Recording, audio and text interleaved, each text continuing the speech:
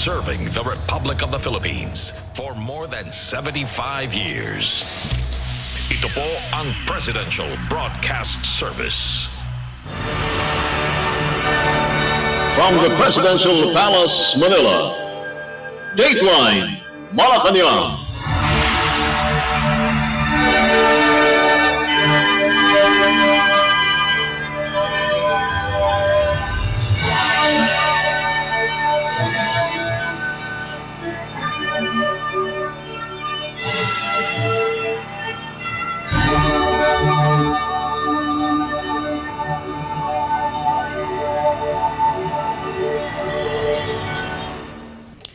Good day, this is Dateline Malacañang, and here are the news. Philippine President Ferdinand R. Marcos Jr. on Wednesday distributed around 1,000 sacks of premium quality rice to beneficiaries of the Philippine Department of Social Welfare and Development or DSWD's Pantawid Pamilyang Filipino program or 4Ps in Taguig City. These sacks of rice are still part of the 42,180 smuggled sacks worth 42 million pesos forfeited by the Bureau of Customs, Port of Zamboanga during its warehouse raid in the village San Jose Guso, Zamboanga City last September 15. The confiscated sacks are turned over to the DSWD for distribution.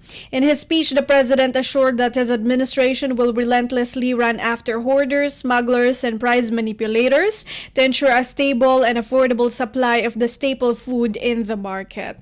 The chief executive insisted that there is no shortage in the supply of rice as the current rice buffer stock is more than 30 days, and after the milling season, buffer stock could reach more than 70 days. President Marcos also warned those sabotaging the economy by disrupting rice supply in the country and told them to stop hoarding and smuggling staple food. Under Republic Act or RA 10845, or an act that declares large-scale agricultural smuggling as economic sabotage, the president added that those who committed this crime may face life imprisonment and fined those or double the amount of what they have smuggled, including taxes. The president also noted RA number 7581 or the Price Act and warned those hoarding basic necessities and prime commodities that they will face a corresponding punishment. President Marcos announced that the government has caught those who violated the Customs Modernization and Tariff Act, Rice Tarification Law, and the Anti-Agricultural Smuggling Act of 2016. The Philippine president disclosed that the San Pedro Warehouse, Blue Sakura Aggregate Corporation, FS Osha Rice Mill, and the Gold Rush Rice Mill are currently facing charges before the Philippine Department of Justice or DOJ. Here is Philippine President Ferdinand R. Marcos Jr. Napaka-init naman ng inyong pagsalubong sa akin at ako'y nagpapasalamat dahil pag ako'y nagagawi at napupunta sa Taguig, parang ganyan ang aking laging nararamdaman, ang init ng inyong pagsalubong. Maraming salamat po. Hindi po kailan sa inyo ang dahilan kung bakit tayo nagpulong-pulong dito po ngayon. Una, upang mamahagi ng bigas para sa ating mga benepisyaryo. Pangalawa, upang bigyan din ng ating pagsisikap sa pagsulong ng seguridad ng pagkain sa bansa. At ang panghuli ay upang iparating sa inyo na seryoso ang pamahalaan na sa pagsusugpo sa smuggling, sa hoarding, at iba pang iligal na gawaing nakaka-epekto sa supply at presyo ng bilihin sa merkado. Kung napapansin ninyo, sunod-sunod ang ating mga isisinasagawang pamamahagi ng bigas sa iba't ibang sulok ng bansa. Ang mga bigas na ito ay mula sa mga nakumpiska ng mahigit na 40,000 sako na smuggled rice sa Zamboanga. Kayo po ang nararapat na makinabang sa mga ito. Alam po ninyo, wala na naman po sanang problema sa bigas. Marami po ang supply natin. Ang ating buffer stock, ang ating reserve, ay nasa 30 araw plus, ngayon ay paakyat ng paakyat. Palagay ko sa pagkatapos ng pag-aani, papaabutin natin ng 70 plus days ang ating reserve. Kaya hindi talaga tayo kulang sa bigas. Marami po ang ating supply. Ngunit dahil sa mga smuggler, hoarder, price manipulator na yan, naiipit ang supply, kaya nagbabago at tumataas ang ating mga presyo. Hindi tayo papayag na patuloy na mamamayapag ang mga mapagsamantalang pumipinsala sa ating kabuhayan at sa buong sektor ng agrikultura. Binabalaan ko ang mga sumasabotahe sa ating ekonomiya, kayong mga smuggler, kayong mga hoarder at sindikato, tigilan na ninyo ang mga masama ninyong gawain. Sa ilalim ng Republic Act number 10845, sino mang mapatunayang nagpupuslit ng produktong agrikultura at maaring makulong habang buhay at magmulta ng doble sa halaga ng inyong mga kontrabando kasama ng kabuuang halaga ng mga buwis, pangangagutan at iba pang mga bayarin. Habang sa ilalim naman ng Republic Act number 7581, ang mahuhuling ilegal na nag-iimbak ng supply ay maaaring mapatawan ng kakulang mabigat sa parusa. Sa katunayan, may 3 na naman po tayong nahuling lumabag sa Customs Modernization and Tariff Act, sa Rice Tarification Law at sa Anti-Agricultural Smuggling Act of 2016. Kaya po, ngayon ay kinasuhan na natin ang San Pedro Warehouse, ang Blue Sakura Agri-Grain Corporation, ang FS Ostia Rice Mill, ang Gold Rush Rice Mill ay kasalukuyang haharap sa patong-patong ng mga kaso dahil sa kanilang mga ginagawa. Bagong Pilipinas na po tayo ngayon at atin pong susugpuin ang mga hindi po lumalaban ng patas. Wala pong puwang sa lipunan ang mga nanlamang at nang-aapi sa kapwa. Tayo naman po, mga ordinaryong mamamayan, tuloy-tuloy lamang po ang pagtutulungan natin. Ang totoo po niyan, hanga po ako sa ginagawa ninyo dito sa Tadig upang sa mga urban farming initiative na inyong ginagawa dito sa inyong lungsod. Isang halimbawa nito ay yung BGC Community Farm na matatagpuan mismo sa sentro ng maunlad at naglalakihang gusali ng BGC. Nariyan din ang City Farm na pinangungunahan ng isang mag-aaral, si Ana Beatriz Suavenco, kasama ang iba pang mga kabataan sa pagtatanim ng mga gulay sa isang urban farm sa North Signal dito sa Taguig. At siyempre, hindi rin magpapahuli ang ating Taguig Agriculture Office na patuloy sa malawakang pagsulong ng urban gardening sa mga komunidad. Ito ay isang patunay na pwede tayong magtanim kahit tayo ay nasa syudad. Buo ang suporta ng administrasyon sa mga programang tulad na ito. Paiigtingin natin ang mga inisyatibang ito, kasabay rin ang pagpatupad ng mga hakbang ng inyong lokal na pamahalaan upang mapanatili ang supply ng malinis na tubig, pagkontrol sa baha at paghahanda sa oras ng kalamidad. Pinakikita nito na tayo ay gagawa ng paraan upang maging matagumpay ang mga hamon ng kasalukuyang panahon. Patuloy tayong magtulungan para sa kinabukasan na walang gutom at puno ng kaginhawaan at pag-asa.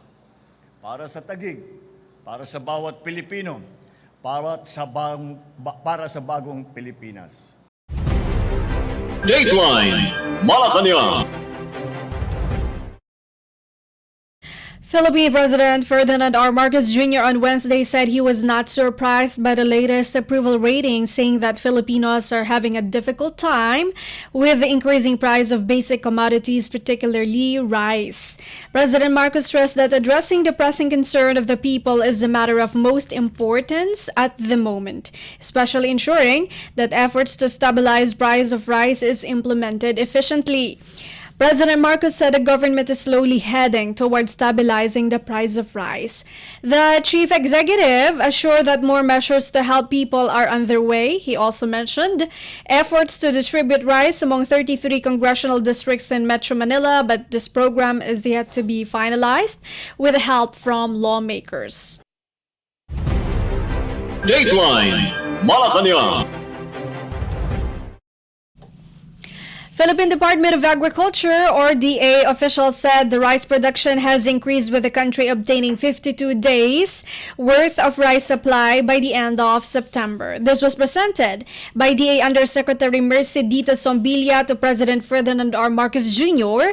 during a sectoral meeting in Malacañang to discuss the indicators which will be the basis for lifting the price ceiling on rice imposed under Executive Order or EO number 39. In their presentation, the DA identified said indicators that would signal the lifting of the price cap, namely decreasing rice prices in the domestic market, increasing supply of rice, and favorable external factors such as decreasing global rice prices, among others. In a palace briefing, DA Bureau of Plant Industry or BPI Director Gerald Glenn Panganiban said that the parameters have all been met, including the abundant supply and the decreasing prices as well as the lowering of world rice prices. Records would show that the supply of rice in the market is equivalent to 52 days by end of September. By end of October, with the harvest in full swing, the supply will be equivalent to 74 days. The rice prices have also gone down close to the price ceiling, with the average price of regular milled rice at around 41 pesos and 91 centavos per kilo, and for well-milled rice at 45 pesos and 95 centavos. He said that the expected increase in supply of the local harvest in the last quarter and the rest of the year, and the reported favorable factors such as the drop in export prices of rice in the global market have also further contributed to the stability in the supply and price of the commodity. President Marcos signed EO number 39 last September 5, setting price caps on regular and well-milled rice in the whole country. Under the EO, the mandated price cap for regular milled rice is 41 pesos per kilogram, while the mandated price ceiling for well-milled rice is 45 pesos per kilogram. Dateline Malacañang. In related news, Philippine President Ferdinand R. Marcos Jr. has lifted the implementation of Executive Order 39, which imposes a mandated price ceiling on regular milled and well-milled rice. President Marcos announced his decision on the sidelines of the distribution of rice to beneficiaries of the Department of Social Welfare and Development or DSWD Pantawid Pamilyang Pilipino Program or 4Ps in Taguig City. Marcos' announcement came a day after the Department of Agriculture and the Department of Trade and Industry recommended the lifting of the mandatory price ceilings in a sectoral meeting at the Malacañang Palace in Manila. EO 39, which took effect on September 5, imposes a price cap of 41 pesos per kilogram on regular milled rice and 45 pesos per kilogram on well-milled rice. Despite the lifting of EO 39, President Marcos said the government still needs to address the issue of the higher price of rice in Metro Manila.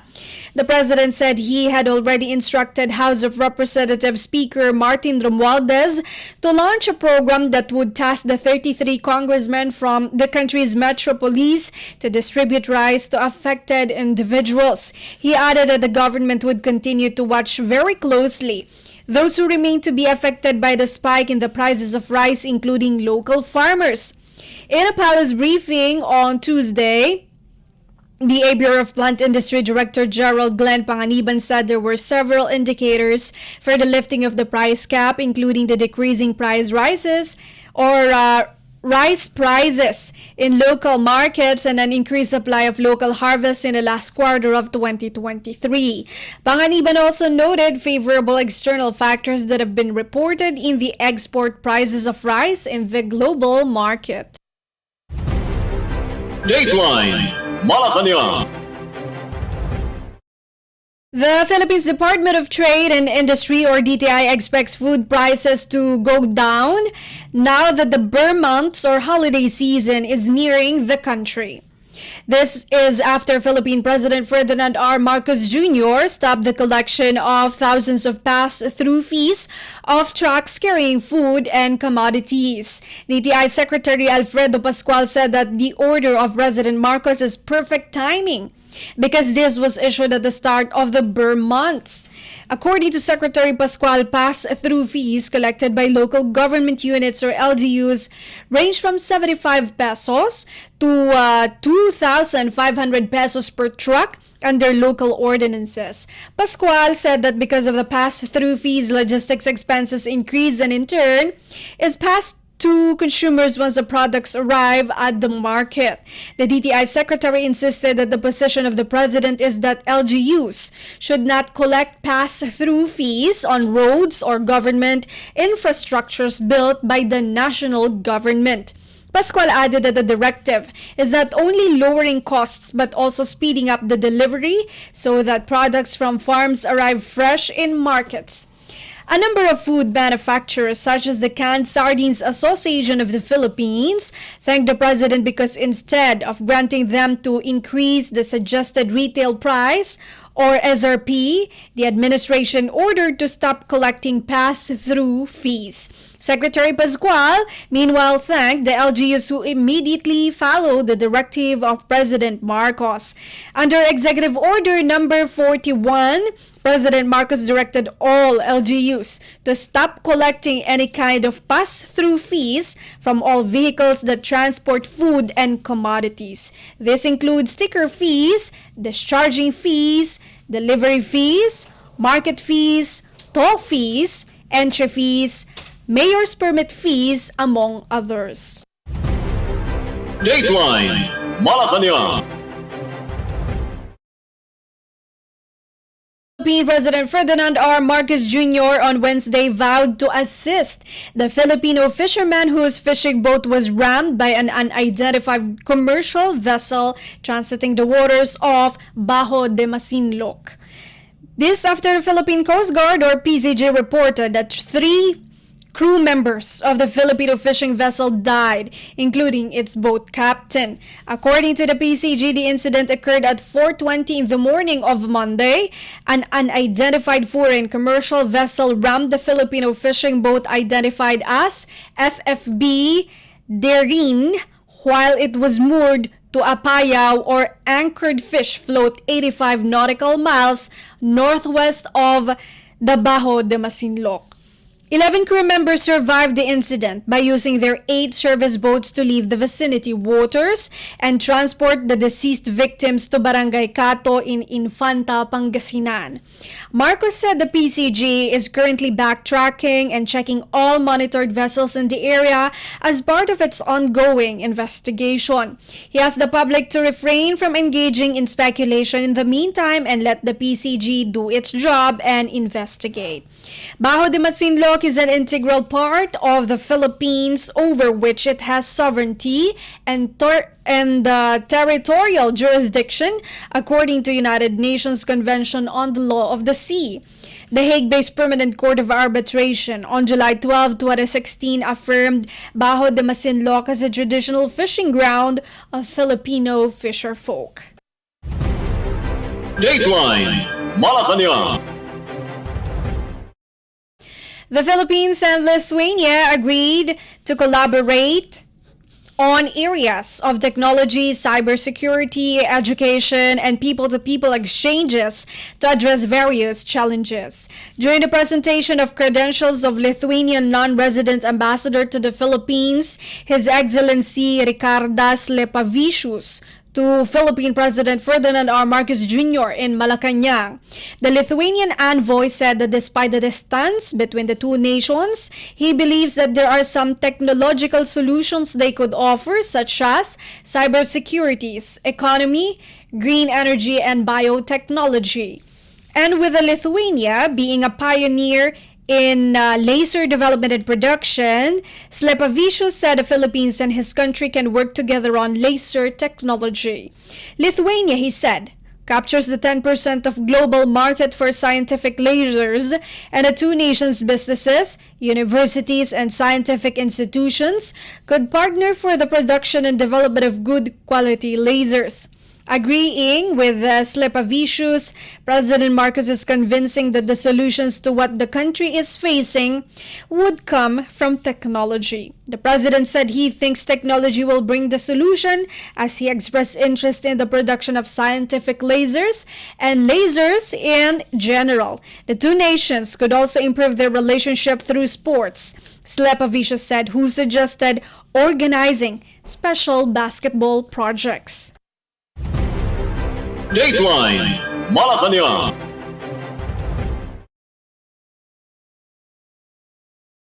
Guatemala vowed for stronger bilateral ties between the two countries in terms of improving the agricultural sector, pursuing climate action, and enhancing its people-to-people relations.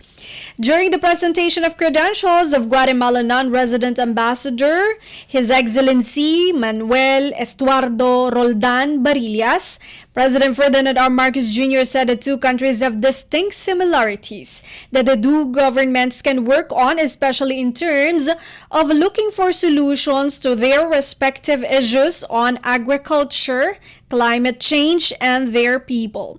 The president said that the Philippines and Guatemala should not limit their areas of cooperation, with agriculture being the first major area that they could explore, along with many other opportunities. In fact, President Marcos also emphasized the Philippines and Guatemala can both learn from their respective efforts in mitigating climate change, which is affecting not only the two countries but also some other parts of the world.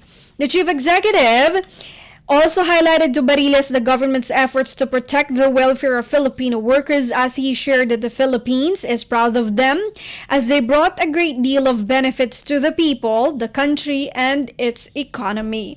For his part, Barillas said he was happy to meet President Marcos and to visit the Philippines for the first time, as he expressed optimism about the strengthened bilateral relationship between the two countries. The Philippines and Guatemala established diplomatic relations on June 21, 1972. According to the Department of Foreign Affairs or DFA, total trade between the two nations amounted to $5.185 million in 2022, with the Philippines' total exports to Guatemala at $2.59 million. Dateline Malacañang. Still on foreign relations, South Korean ambassador to the Philippines Lee Sang-hwa said that the two countries are set to discuss current developments and security over the West Philippine Sea, or WPS, in their upcoming maritime meeting.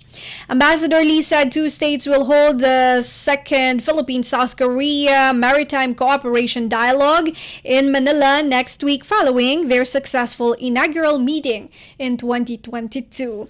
The South Korean ambassador said that with a growing tension in this part of the world, discussions will range from a number of varying issues such as the protection of the maritime ecosystem, safety and security in the WPS, and the Korea-Philippine military-to-military and defense industry cooperation. South Korea earlier joined the growing number of states calling out actions that raise tensions in the South China Sea, shortly after the Chinese Coast Guard used water cannons against Philippine Coast Guard vessels last August. Lee said the upcoming dialogue will reflect the two nations' growing interest in further developing their maritime cooperation as they mark 75 years of bilateral relations in 2024. The meeting will also cover various areas of cooperation, including ways to maximize the blue economy, or economic activities that bank on the sustainable use of oceans and sea. South Korea and the Philippines inaugurated a maritime cooperation dialogue in Busan last year. During the first meeting, the two states agreed to exchange best practices, enhance capacity building programs, including in defense and maritime law enforcement, and explore partnerships and technology transfer in maritime transport and maritime education. Dateline Malacañang.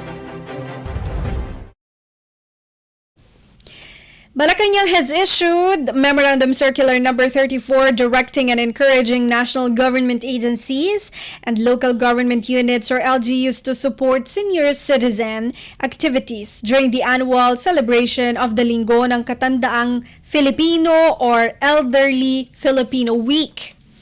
In a September 29 memorandum signed by Executive Secretary Lucas Bersamin, the Palace ordered the National Commission of Senior Citizens or NCSC to spearhead the conduct of activities and programs during the celebration of the Elderly Filipino Week pursuant to its mandate under Republic Act or RA 11350 or the National Commission of Senior Citizen Act to ensure the full implementation of laws, government policies, and programs for senior citizens. The memo's implementation will be funded by the current and available appropriations of concerned agencies, subject to budgeting, accounting, and auditing laws, as well as rules and regulations. RA 11350 declared it as a state policy to support measures advancing the health and well-being of Filipino senior citizens, provide services, programs, and activities beneficial to them, and ensure a supportive and enabling environment for the elderly. Proclamation number 470 series of 1994 also declared the first week of October of every year as Linggo ng Katandaang Filipino to highlight the significant role of the elderly sector in national or rather nation building and in promoting their rights and welfare. The palace said that the annual celebration would be successful with the participation of all national government agencies or NGAs and instrumentalities including GOCCs, GFIs, state universities and colleges, and LGUs. Dateline Malacañang. The Philippine Department of Foreign Affairs, or DFA, revealed that the suspect in the death of 32-year-old Margaret Gonzalez Garcia, an overseas Filipino worker or OFW in Saudi Arabia, was the victim's foreign acquaintance. DFA Assistant Secretary Paul Raymond Cortez said the suspect is now under the custody of local authorities in Saudi Arabia and an investigation is underway. Cortez said Garcia was found bleeding due to stab wounds and was immediately brought by the local police to a hospital where she died. He said the suspect is not a Filipino but a foreigner. Cortez surmised that the suspect is most probably a co-worker, but the agency is still waiting for the result of the investigation. Once the investigation is over, Cortez said Garcia's remains would be released for repatriation to the Philippines. According to the Department of Migrant Workers, Garcia has been working in the Middle East country since 2021.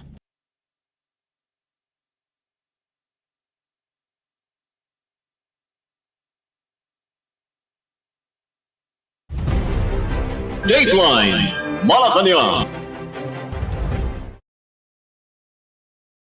The Contact Center ng Bayan or CCB of the Civil Service Commission or CSC has recognized the leading 10 government agencies for achieving the highest resolution rates in the CCB Partner Recognition Program or PRP. The resolution rate pertains to how many complaints an agency successfully resolves in comparison to the number of complaints referred by the CCB. In cases where agencies had identical resolution rates, their ranking was further determined by taking into account the total number of days it took to resolve the complaints received.